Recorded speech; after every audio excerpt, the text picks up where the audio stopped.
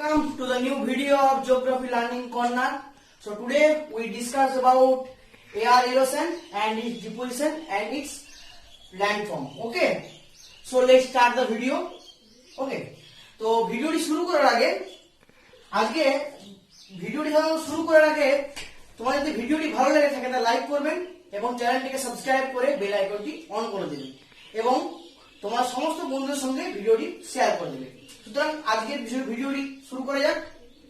আজকের আমাদের আলোচনার বিষয় হলো দশম শ্রেণীর প্রথম অধ্যায়ের সবচেয়ে শেষ অংশ, সেটা হচ্ছে বায়ুর ক্ষয়কার্য এবং সঞ্চয় কার্য এবং কাজের ফলে সৃষ্ট ভূমিরূপ। তো এই অংশটা হয়ে গেলেই তোমাদের প্রথম অধ্যায়টি মোটামুটি শেষ।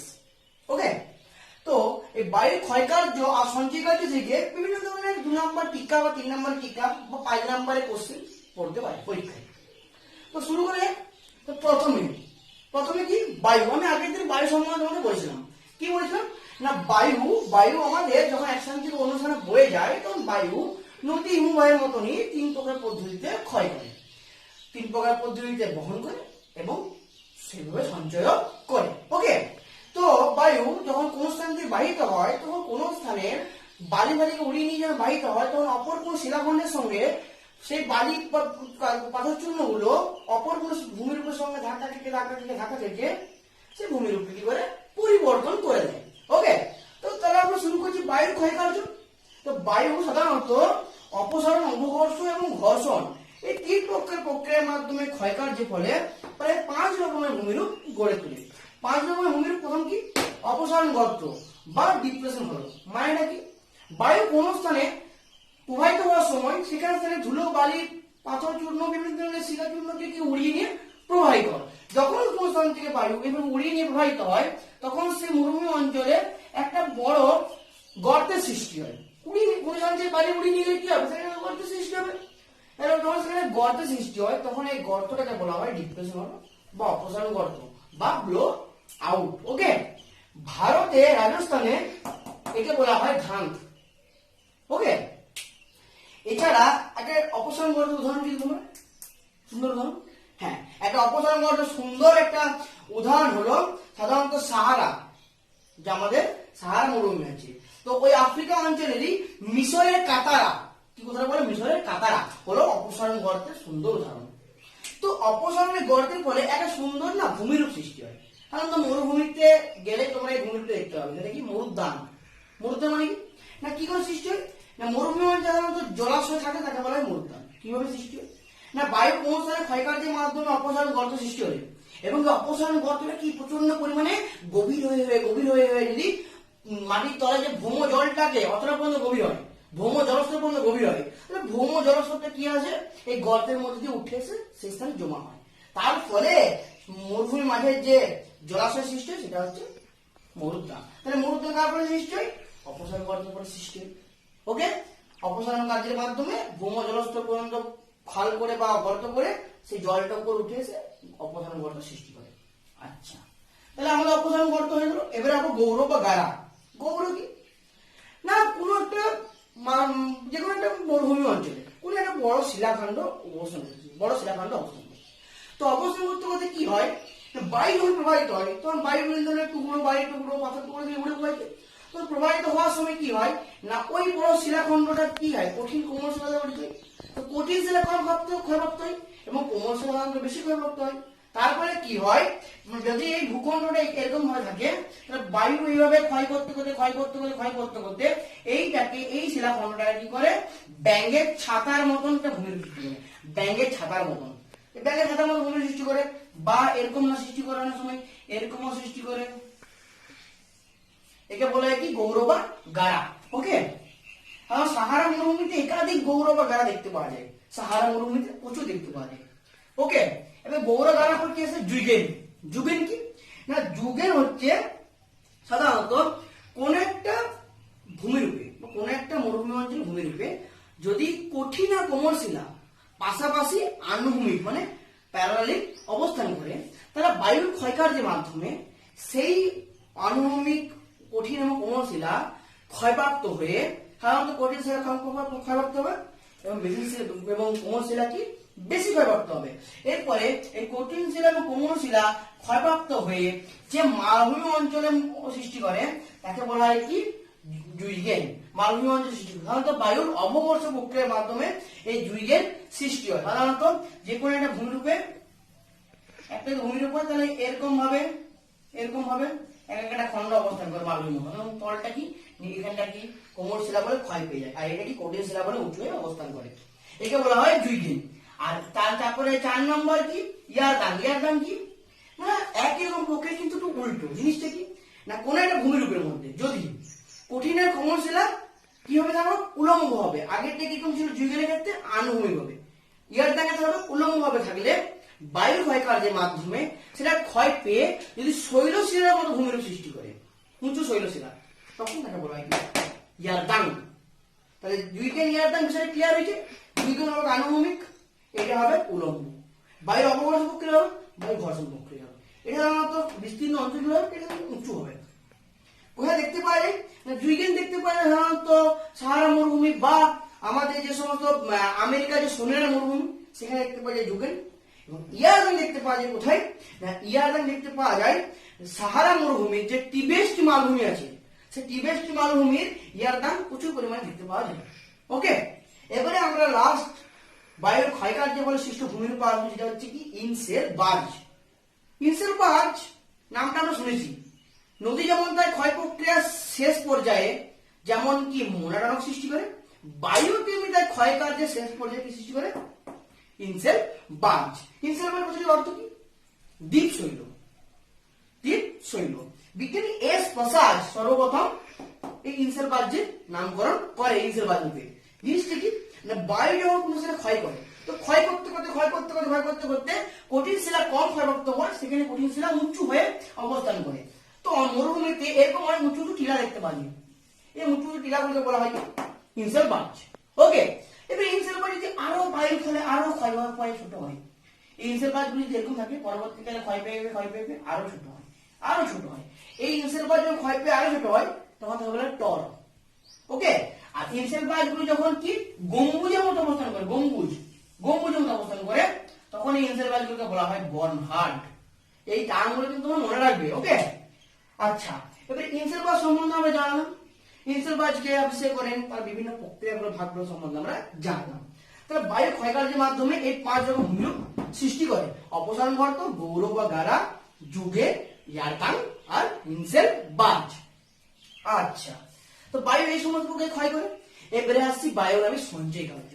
বায়ু সঞ্চয় কার্যের মাধ্যমে কি কি ভূমিরূপ সৃষ্টি করে না বায়ু সাধারণত নদীর মতন বা হিমবাহের মতন বিভিন্ন ভাবে সঞ্চয় করে। কিভাবে করে না বায়ু যখন প্রবাহিত হয় তখন বায়ুর সাথে বিভিন্ন ধরনের বালি, পল্লী বালি ইত্যাদি এক স্থান থেকে উড়ে গিয়ে অন্য স্থানে গিয়ে সঞ্চিত হয় বিভিন্ন ভূমিরূপ সৃষ্টি করে। সাধারণত এক স্থান থেকে বালি উড়ে গেল, উড়ে গিয়ে ওই বালিগুলি অন্য জায়গায় সঞ্চিত হলো, এভাবে সঞ্চয় হয়। এত তো মরুভূমি কিভাবে সৃষ্টি হয়েছে? এক স্থান থেকে বালি এসে অন্য স্থানে গিয়ে সৃষ্টি হয়েছে। এই যে দীর্ঘদিন ধরে শুষ্ক বা খরা অঞ্চল কিভাবে সৃষ্টি হয়? এক স্থান থেকে বালি উড়ে এসে সেখানে পড়ে জমির উর্বরতা হ্রাস পায়, সে অঞ্চলটাকে খরা প্রবণ করে দেয়। এইভাবে খরা প্রবণ বা ড্রাফট এরিয়া সৃষ্টি হয় সাধারণত। সঞ্চয় কার্য বলে সৃষ্ট ভূমির প্রথম কি? প্রথম হচ্ছে বালিয়াড়ি বা স্যান্ড ডিউন। মানে কি? স্যান্ড ডিউন মানে কোন স্থানে বায়ু বিভিন্ন পদার্থগুলিকে উড়িয়ে এনে সঞ্চয় করে, যে ঢিপির মতন বা যে উঁচু উঁচু মানে বালির ভূভাগ সৃষ্টি করে, তাকে বলে বালিয়াড়ি। এক কোথায় দেখতে পাই আমরা বালিয়াড়ি? সবচেয়ে ভালো উদাহরণ উপকূল অঞ্চলে, সমুদ্র উপকূলে সাধারণত বালিয়াড়ি দেখতে পাওয়া যায়, মরুভূমি অঞ্চলে বালিয়াড়ি আমরা দেখতে পাওয়া যায়।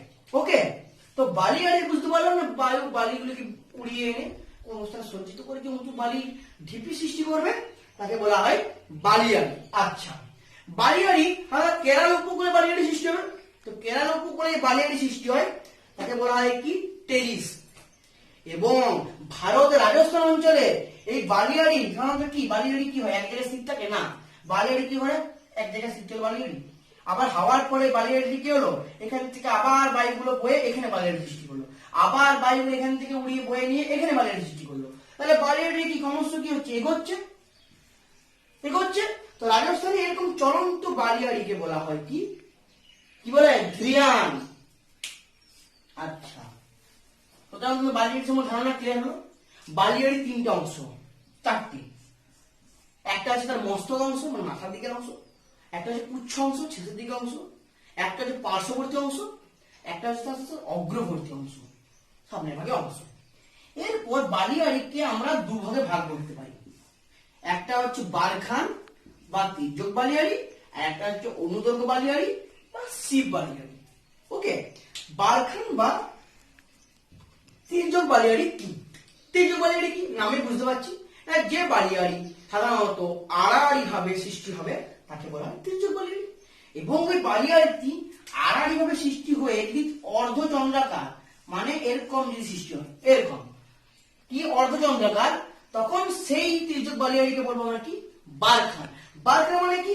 বারখান মানে হচ্ছে বালিস্তূপ, একে বলা হয় বারখান। আবার অনেকগুলি যদি বারখান এক জায়গায় অবস্থান করে, অনেকগুলি বারখান, তাকে বলা হয় কি? একেলে, একেলে। ওকে, এবারে আমরা আসবো শিব বালিয়াড়ি বা অনুদৈর্ঘ্য বালিয়াড়ি। শিব বালিয়াড়ি কি না, যে বালিয়াড়িগুলি অনুদৈর্ঘ্য বালিয়াড়ি মানে যে বালিয়াড়ি সাধারণত আমাদের সমান্তরাল ভাবে উড়ে এসে সৃষ্টি হয়, কিন্তু সমান্তরাল ভাবে যে বালিয়াড়িগুলো সাধারণত উড়ে এসে সমান্তরাল ভাবে যে কোনো ভূমিরূপে সৃষ্টি হয় তাকে বলা হয় অনুদৈর্ঘ্য বালিয়াড়ি বা শিব বালিয়াড়ি। শিব মানে কি? তরোয়াল, তরবারি। তাই এই বালিয়াড়িগুলো কেমন দেখতে হয়? তরবারির মতো লম্বা লম্বা দেখতে হয়, একে বলা হয় শিব বালিয়াড়ি বা অনুদৈর্ঘ্য বালিয়াড়ি। এই দুটো বালিয়াড়ি বা দুটো অনুদৈর্ঘ্য বালিয়াড়ি এর মধ্যখানে স্থানটাকে বলা হয় করিডোর। দুটো অনুদৈর্ঘ্য বালিয়াড়ির মধ্যখানে এই অংশটাকে বলা হয় করিডোর। আচ্ছা, এবারে এর কোশ্চেন বলবো, বুদ্ধি করে উত্তর দাও। উত্তর দাও যে এই যে শিব বালিয়াড়ি বা বারখান বালিয়াড়ি, অনুদৈর্ঘ্য বালিয়াড়ি বা তির্যক বালিয়াড়ি কোনখানে দেখতে পাবো আমরা? কারণ সাহারা মরুভূমি বা যে অঞ্চলের মরুভূমি, যেমন ভারত বা থর মরুভূমি, আমেরিকা সোলেনার মরুভূমি, গভী মরুভূমি, তো এইসব জায়গায় এই সমস্ত বালিয়াড়ির সৃষ্টি হবে। এটা অ্যাজ বুদ্ধি আমার বলছে, জেনারেল নলেজ আমার বলছে এখানে বালিয়াড়ি সৃষ্টি হওয়া উচিত। ঠিক আছে, আচ্ছা, বালিয়াড়ি ব্যাপারে সম্পূর্ণভাবে ক্লিয়ার হয়েছে। এইবারে আমরা আসবো বালিয়াড়ির পর সেকেন্ড ভূমিরূপ হচ্ছে লোয়েস সমভূমি। লোয়েস সমভূমি নামটা আমরা শুনেছি। লোয়েস সমভূমি কি? খুব সুন্দর জিনিস। লোয়েস কোথাটি এর উৎপত্তি করতে বলে বলে দিই। লোয়েস সমভূমি মানে কি? এই লোয়েস কোথাটির উৎপত্তি হয়েছে ফ্রান্সের একটা গ্রাম আছে, সেই গ্রামটার নাম হচ্ছে লোয়েস গ্রাম। সেই লোয়েস গ্রামের নাম অনুসারে এই লোয়েস সমভূমির নামটা এসেছে, কারণ ওই গ্রামটাই এই সমভূমির একটা উদাহরণ। ওকে, আর এই লোয়েস কথাটার অর্থ কি? এর ব্যুৎপত্তিগত অর্থ হলো স্থানচ্যুত পদার্থ। মানে কি স্থানচ্যুত পদার্থ কেন বলছে? এবারে আমি সংজ্ঞায় ঢুকে যাবো। কি কম না, বালি যে কোনো ধরনের বায়ু যখন কোনো মরুভূমি অঞ্চলের মধ্যে প্রবাহিত হয়, তখন সেখানে বালি, পলি, বিভিন্ন পাথর চূর্ণকে কি করে বিভিন্ন ধরনের খনিজ পদার্থগুলো, খনিজ পদার্থ বলতে কি? খনিজ পদার্থ বলতে বলি বুঝি কি আমরা না, কি কি খনিজ পদার্থগুলো বহন করে? কি কি করে? অভ্র, ডলোমাইট, ক্যালসাইট, ফেলসপার, তারপরে তোমার কোয়ার্জ, এই সমস্ত পদার্থগুলি কি করে বায়ু কি করে বহন করে উড়িয়ে নিয়ে গিয়ে কোন স্থানে সঞ্চিত করে যে বিস্তীর্ণ সমভূমি সৃষ্টি করে তাকে বলা হয় লোয়েস সমভূমি। লোয়েস সমভূমি ব্যাপারে ক্লিয়ার হয়েছে। বায়ু কোন স্থান থেকে বালি বা বিভিন্ন ধরনের খনিজ পদার্থগুলি যেমন ডলোমাইট, অভ্র, ক্যালসাইট, কোয়ার্জ, ফেলসপার সমস্তগুলি উড়িয়ে নিয়ে সঞ্চিত করবে যে সমভূমি তাকে বলা হয় লোয়েস সমভূমি। এছাড়া লোয়েস সমভূমি কভাগ করলে দুভাবে, এক হচ্ছে কি শীতল লোয়েস সমভূমি, দুই উষ্ণ লোয়েস সমভূমি। ওকে, এবার লোয়েস সমভূমির উদাহরণ কি? আমরা সবাই ছোট থেকে এটা পড়েছি মোটামুটি। এশিয়ার গভীর মরুভূমি থেকে এই ধরনের বায়ু বালি উড়িয়ে নিয়ে যেয়ে বা খনিজ পদার্থ উড়িয়ে নিয়ে যেয়ে চীনের হোয়াংহো মরুভূমিকে সঞ্চিত করে হোয়াংহো লোয়েস সমভূমি সৃষ্টি করেছে, যেটা সবচেয়ে বড় লোয়েস সমভূমি। লোয়েস সমভূমির ব্যাপারটা আশা করছি ক্লিয়ার হয়েছে। এবারে আমি আসবো বায়ু সঞ্চয়কারী হয়ে গেল।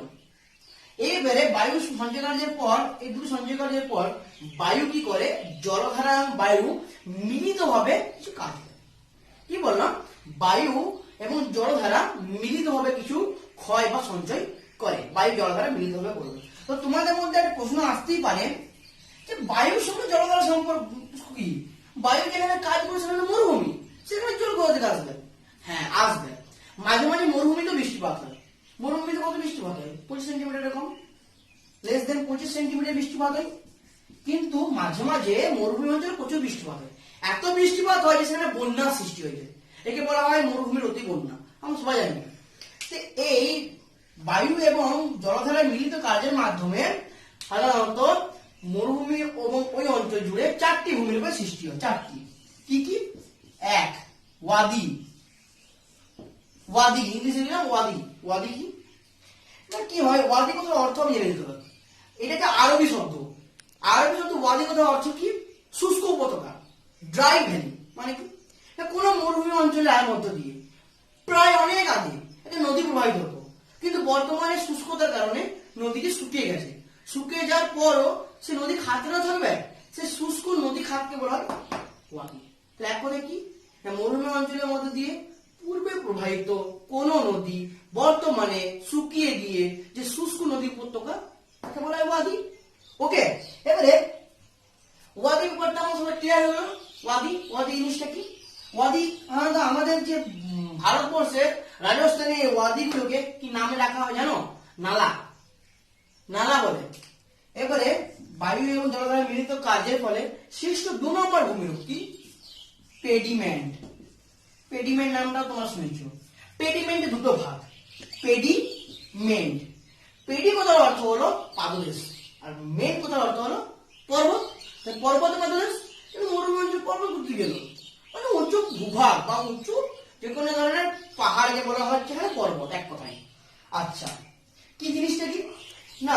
পেডিমেন্ট হচ্ছে জলধারা কার্যের মাধ্যমে বা বায়ু কার্যের মাধ্যমে বিভিন্ন ধরনের তার পুড়ে যাওয়া পলি বালি, বিভিন্ন ধরনের ধুলোকণা পাদদেশ অঞ্চলে এসে সঞ্চিত হয়ে যে সমভূমি অঞ্চলে সৃষ্টি করে তাকে বলা হয় কি? পেডিমেন্ট। এর একটু ঢাল বেশি হয়। কত হয়? 5 থেকে 8 ডিগ্রি মতো ঢাল হয়। বিজ্ঞানী জি.কে. গিলবার্ট সর্বপ্রথম এই পেডিমেন্ট কথাটা কিন্তু তিনি ব্যবহার করেন। এটা হচ্ছে একটা বিস্তীর্ণ সমভূমি এলাকা, সবসময় মনে রাখবে পেডিমেন্ট। ওকে, এরপরে আমরা আসবো পেডিমেন্টের পর বায়ু এবং জলধারার কাজের মাধ্যমে সৃষ্ট 3 নম্বর ভূমিরূপটি। 3 নম্বর ভূমিরূপটি হলো কি বলো তোমরা? প্লায়া হ্রদ। তোমরা কিন্তু বই পড়বে অবশ্যই। হ্যাঁ, প্লায়া হ্রদ। প্লায়া হ্রদ জিনিসটা কি? প্লায়া হ্রদ সাধারণত সুন্দরভাবে বুঝলাম মরুভূমি অঞ্চলে, এটা মরুভূমি অঞ্চল, মরুভূমি অঞ্চলে চারিদিক পাহাড় দ্বারা বিস্তৃত থাকে যে অবনমিত অঞ্চলে সৃষ্টি হয়। আমি যদি কোনো একটা ভূভাগের চারিদিকে যদি পাহাড় থাকে তাহলে কি হয়? পাহাড়ে থাকার কারণে পাহাড়ের এই মধ্যবর্তী অংশটা অবনমিত নিচু হয়, সবাই জানি আমরা। তাহলে থেকে পাহাড় থাকলে তার মাঝের অংশটা কি হবে? পাহাড়ের তুলনায় নিচু হবে। তাহলে কোনো মরুভূমি বা কোনো মরুভূমি অঞ্চল যদি পাহাড় দ্বারা ঘেরা থাকে, তার অবনমিত অঞ্চলে বিভিন্ন ধরনের জলধারাকে মিলিত হয়ে যে লবণাক্ত হ্রদের সৃষ্টি করে তাকে বলা হয় প্লায়া হ্রদ। কি বললাম?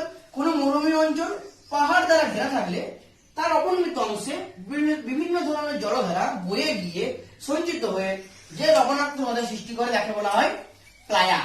এটি বিভিন্ন জায়গায় বিভিন্ন নামে পরিচিত। যেমন এটা উত্তর আফ্রিকায় শর্টস, ভারতবর্ষে কি নামে? ধান। তারপর উত্তর আমেরিকা বা আমেরিকা যুক্তরাষ্ট্রে কি নামে? বোলসন।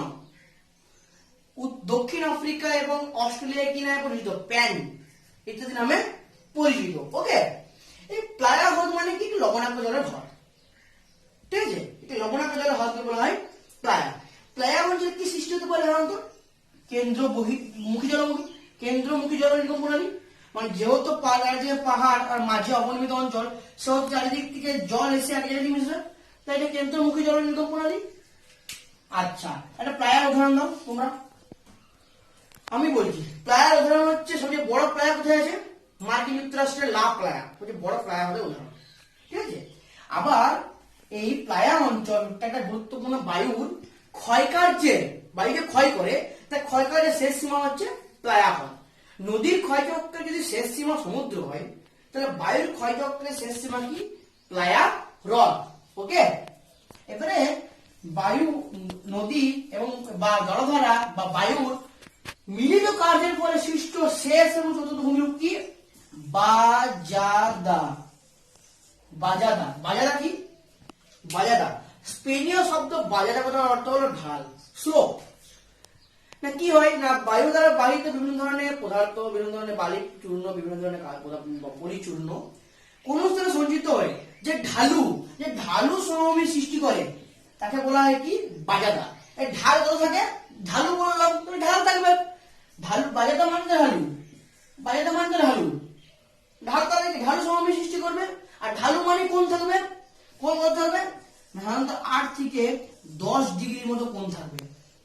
তাহলে বাজাদা কি না বায়ু দ্বারা বাহিত বিভিন্ন ধরনের পলি বালি বিভিন্ন ধরনের চূর্ণ সাধারণত একটা ঢাল বরাবর জমা হয়ে যে সমভূমি সৃষ্টি করবে তাকে বলা হয় বাজাদা। ওকে, তাহলে বাজাদার বিষয় ক্লিয়ার হলো। তাহলে বায়ুর এবং জলধারার মিলিত কার্যের ফলে সৃষ্ট 4টি ভূমিরূপ ওয়াদি, রেডিমেড, প্লায়াহত এবং বাজাদা। ঠিক আছে, ঠিক আছে। তাহলে আমাদের বায়ুর ক্ষয়কার্য এবং সঞ্চয় কার্যের ফলে সৃষ্ট ভূমিরূপগুলো আমরা ব্যাখ্যা করে দাও। একটি গুরুত্বপূর্ণ জিনিস তোমরা শুনে দাও না, সাধারণত দেখি আমরা যে কোনো স্থানে খরা প্রবণ এলাকায় পরিমাণ বৃদ্ধি পাচ্ছে, আরো কি হচ্ছে না যে কোনো জায়গায় চাষবাস হচ্ছে না, মানুষ খেতে পাচ্ছে না। কেন হচ্ছে না, মানুষের সৃষ্ট কিছু কারণের জন্য এসব হচ্ছে, আমরাই যাই এর জন্য না। সাধারণত কি হচ্ছে না, এই যে বায়ু কি করছে, কোন স্থান থেকে বালি ফালি উড়িয়ে দিয়ে অন্য জায়গায় সঞ্চিত করে দিচ্ছে। তার ফলে কি করছে, যদি কোন জায়গায় মরু এলাকা থাকে, বা আমি উদাহরণ দিচ্ছি ভারতের রাজস্থানের মরুভূমি উদাহরণ দিচ্ছি, ওই মরুভূমিটাকে স্বল্প স্থান ছিল, এখন এত পরিমাণ বিস্তৃত হয়েছে যে গুজরাট, পাঞ্জাব, হরিয়ানা ওইসব অঞ্চল ছিল, এটা কিন্তু বিস্তৃত হয়ে গেছে। কেন হয়েছে, সাহারা মরুভূমি সাহেল অঞ্চলে ক্রমশ দক্ষিণ দিকে সাহারা মরুভূমি প্রতি বছর এগোচ্ছে কিছু পরিমাণ। কেন এগোবে, মরুভূমি কেন এগোচ্ছে না, মানুষের কার্য বলে এগোচ্ছে। কি হচ্ছে না, কোন স্থানে কি এখানে মরুভূমি আছে আর এই অঞ্চলে সাধারণত মানুষ বাস করে, বায়ুর মাধ্যমে উড়ে বালিগুলো উড়ে উড়ে উড়ে উড়ে এই মরুভূমিটা এতটা এগিয়ে গেল, আবার ধীরে ধীরে এতটা এগিয়ে গেল। তাহলে কি এই জনবসতিটা কি হলো, যে মরুভূমিতে পরিণত হয়ে গেল। তাহলে এই মরুভূমিটা তোমাকে আটকাতে হবে। কোন স্থান মরুভূমিতে পরিণত হওয়াকে বা মরুভূমির এই যে ধীরে ধীরে ধীরে ধীরে মরুভূমি বৃদ্ধি পাওয়াকে বলা হয় কি ডেজার্টিফিকেশন বা মরুকরণ। তো এই মরুকরণ কথা কেন বললাম না, আমার চারিদিকে মরুকরণের পরিমাণ প্রচুর পরিমাণে বৃদ্ধি পাচ্ছে। ঠিক আছে, তো মরুকরণ রোখা করবো আমরা। কি হয়, মরুকরণের ফলে চাষবাস নষ্ট হয়ে যায়, জমি অনুর্বর হয়ে যায়, যে কোনো জায়গায় বনভূমি একদম পুরো মানে শুষ্ক এলাকায় হয়, জলের পরিমাণ কমে যায়, ভৌমজলের পরিমাণ কমে যায়। কি করে করবো না, আমাদের ভারতবর্ষের সংস্থা যার নাম হচ্ছে CAZRI, নাম কি পুরো, central arid zone of research institute. ঠিক আছে, তো এটা যোধপুরে অবস্থিত, central arid zone research institute, এটা যোধপুরে অবস্থিত, রাজস্থানের যোধপুরে। তো এই ইনস্টিটিউটটা কি করছে, এই মরুকরণের হাত থেকে রক্ষা পাওয়ার জন্য বিভিন্ন উপায় বলছে। কি বলছে না, আমাদের বনভূমি লাগাতে হবে, প্রচুর পরিমাণে গাছ লাগাতে হবে, গাছ লাগানো উচিত আমাদের। 2 নম্বর কি, গ্রিন ওয়াল করতে হবে। গ্রিন ওয়াল টার্ম খুব গুরুত্বপূর্ণ। গ্রিন ওয়াল, গ্রিন ওয়াল কি না, সাধারণত কোনো মরুভূমি অঞ্চল যদি বিস্তৃত হয়, তাহলে মরুভূমি অঞ্চল বিস্তৃত হওয়ার এই জায়গা হয়, তাহলে এই গাছের দ্বারা বাধা পেয়ে বায়ু গাছে বাধা হবে, যেই বায়ু গাছে বাধা পেয়ে গেল তাহলে বায়ুর কার্যটা কমে যাবে। সেখানে সবুজ রঙের গাছের দ্বারা যে দেওয়াল তৈরি করা হয় তাকে বলা হয় গ্রিন ওয়াল। এই গ্রিন ওয়ালের মাধ্যমে মরুকরণ অনেকটা পরিমাণ আমাদের হ্রাস পায়। আর কি করতে হবে, আমাদের জমিতে অবৈজ্ঞানিক পদ্ধতিতে চাষ বন্ধ করতে হবে, আর যেখানে যেরকম জলের প্রয়োজন সেখানে সেই অনুসারে চাষ করতে হবে। শুষ্ক অঞ্চলে শুষ্ক পদ্ধতিতে চাষ, আর্দ্র অঞ্চলে আর্দ্র পদ্ধতিতে চাষ।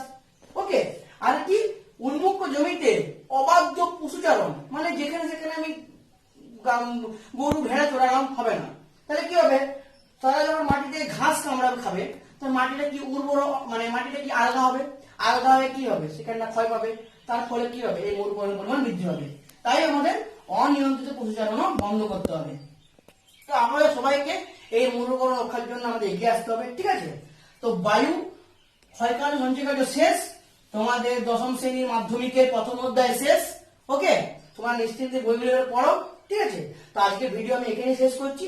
ভিডিওটি যদি ভালো লাগে তাহলে লাইক করবেন এবং চ্যানেলটিকে সাবস্ক্রাইব করে বেল আইকনটি অন করে দেবেন, এবং ভিডিওটি যদি খুব ভালো লেগে থাকে তাহলে তোমার বন্ধুদের সাথে অবশ্যই শেয়ার করবেন, এবং কোনো সমস্যা হলে কমেন্ট বক্সে তোমরা অবশ্যই জানাবেন। ঠিক আছে, তো সবাই ভালো থাকো, সুস্থ থাকো, ধন্যবাদ।